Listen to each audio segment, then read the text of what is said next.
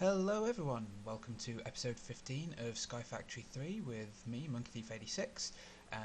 Few bits and pieces here to do today. First thing I want to get started with is what I have in my inventory here, of getting our refined storage system to connect wirelessly. I'm just kind of getting sick of forgetting things more than anything else, and needing to come back to the terminal to pick things up. So just crafting up two items here, wireless transmitter and a wireless grid, that will remove that necessity.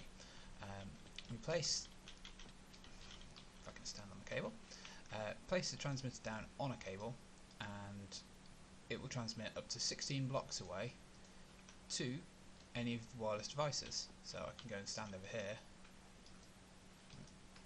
Do I have to connect it to the network? I forget how you do this. There you go. Shift click on the controller. And I've got access to my inventory. Now 16 blocks is not very far. As you can see in the bottom there, there's no wireless transmitter in range. This can be upgraded, and I will be doing so with transmitter upgrades. Range upgrades. So I'll need upgrades, redstone and ender pearls, and it can take 4. All these slots can be filled with those.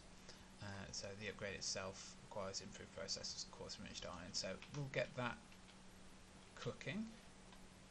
I don't think I've got the processors currently, so tell that to do, and while we're doing other things, that can be happening.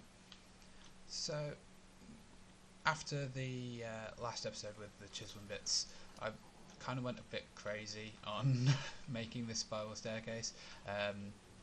Logged in yesterday to think about maybe recording an episode, and ended up spending a good hour and a half creating this,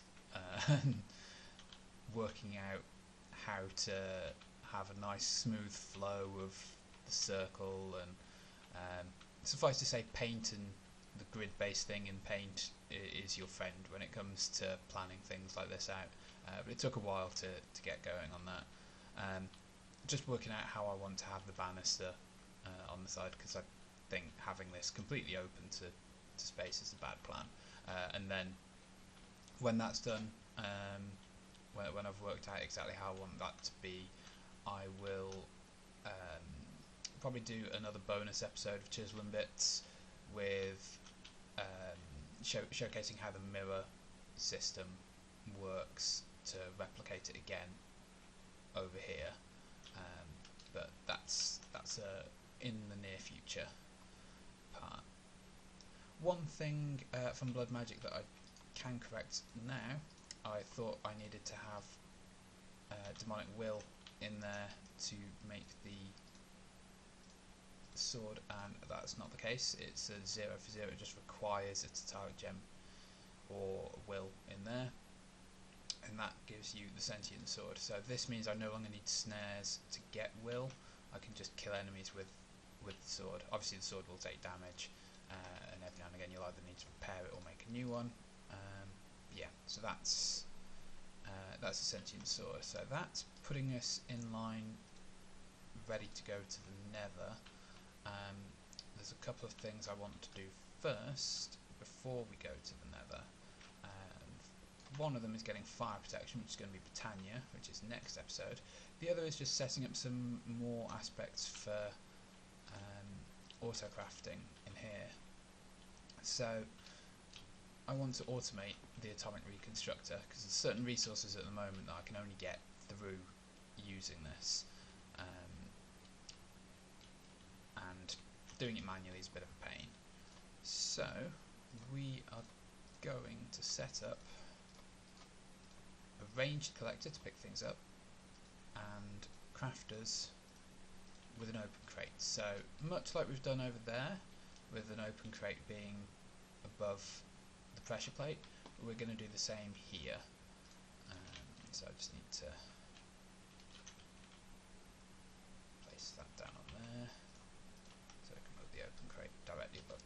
pressure plate. So anything that goes into the open crate will fall onto the pressure plate and hit the Atomic Reconstructor. And what we want to do is put a couple of crafters, which we'll need to turn. Reason we've got a couple rather than just the one, the amount of recipes, basically, there's just not quite enough space in one for all the things I'm going to need. I'm also going to take this pane of glass away because we're going to put a ranged collector there. So a ranged collector is a thing from Actually Editions. The iron casing itself made with iron, black quartz and sticks. I think we've made one of those on camera before, and the void crystal is coal having gone through the atomic reconstruction process. And we're going to put the range collector there, and then we're going to put the importer on the top of it. So the importer will pull from the range collector's inventory slots here. Here we can set filters, so currently it's got a whitelist as to what it will let through. We can turn that off and instead it's a blacklist and tell it what not to pick up. We want to leave it on a whitelist because we only want to pick up the end product. We don't want to pick up the in-process parts. I'm also just going to quickly move this button around to the other side. Oh, I would. Why are you not letting me? Weird. For some reason I can't put it on that side. Don't quite understand why. Work that out later. Right. The other item we've got here, an item filter, made just with iron bars and black quartz. If I right click it, I can set items in there and then put it into here, and it knows the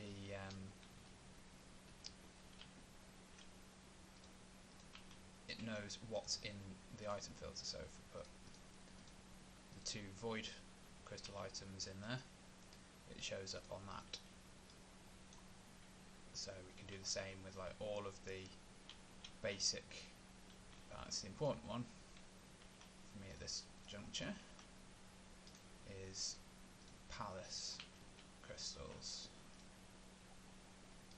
The reason for that is we're wanting to automate the greenhouse glass over there to grow things faster, and that requires empowered palace. So turning lapis into palace first is quite important. So if I put that in there, so you can see it's still got the various parts on that. So if we drop a piece of lapis on there, it gets turned into it and picked up straight away for us. Fantastic. If I put iron on there,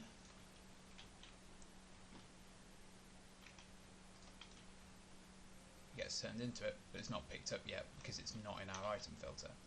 So we can then add iron, which is inori, and get that as well. There we go. Next up, obviously, we need to teach the crafters what they're going to do. So let's just pull up the Actually Editions part. Don't know if I can just do that yet. So we're going to teach it blocks.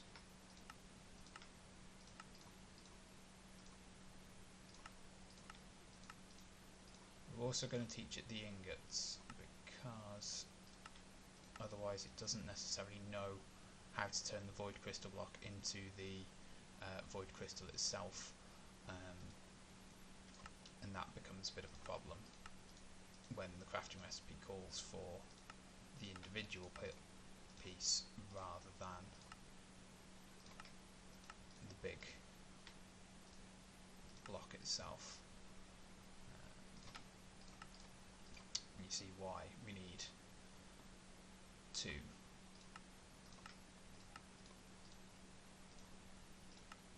crafters, because crafter will only hold 9 and we've got 10 parts there already, and then there's other things that we can turn into other stuff through this. So let's just put the blocks in that one and the single items in that one, and let's just hook you up. So just go straight across the top. I know I've still got to teach the system how to make a few, how to pick up a few things, but that's it to start with. So if I click on here,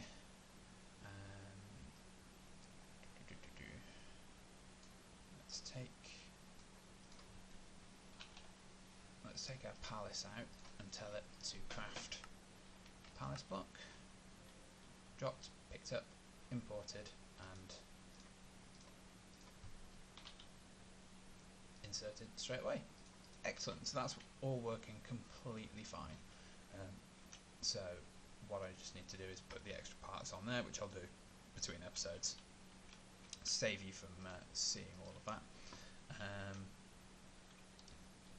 And then what I'll do is just completely encase this area, just so it's all sorted all by itself. Again, I'll just do that with chisel in between. Next thing we need to look at is getting this automated. This is going to be a bit trickier. I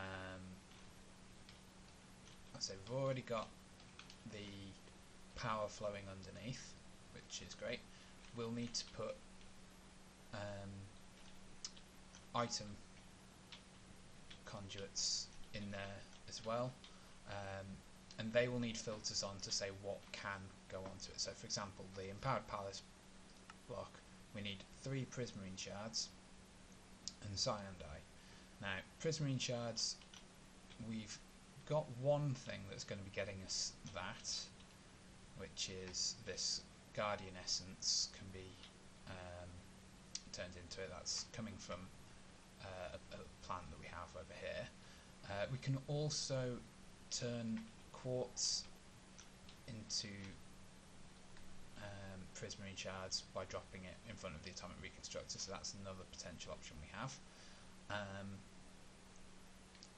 I think we're going to want to rely more on the guardian essence. Although then again we've got quite a lot of quartz, we are getting quite a bit over there. So yeah, I think I'll teach this how to turn quartz into prismarine shards. So you in there. Do I have any prismarine shards? No. Just need one to teach it.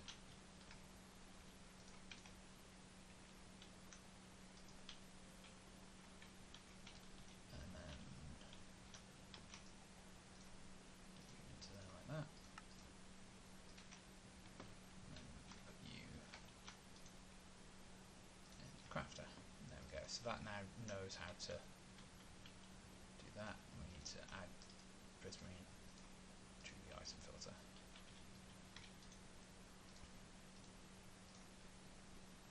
There we go. That's that working.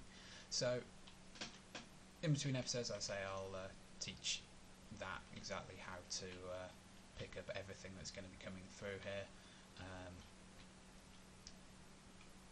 I think we'll come back next time to automate this, as it's going to require a little bit of a process. I'm going to need some in-between chests for pulling things out, the crafter and all that, and we'll get the range transmitter upgrades put in between,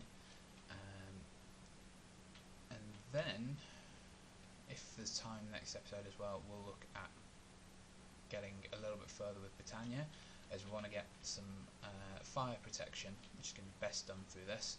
You can see I've filled the mana pool already,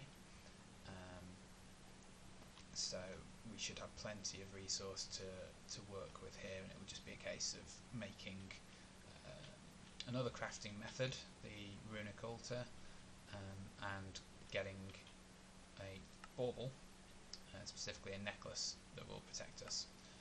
So come back next time for those. Until then, thank you very much for watching, and I'll see you next time.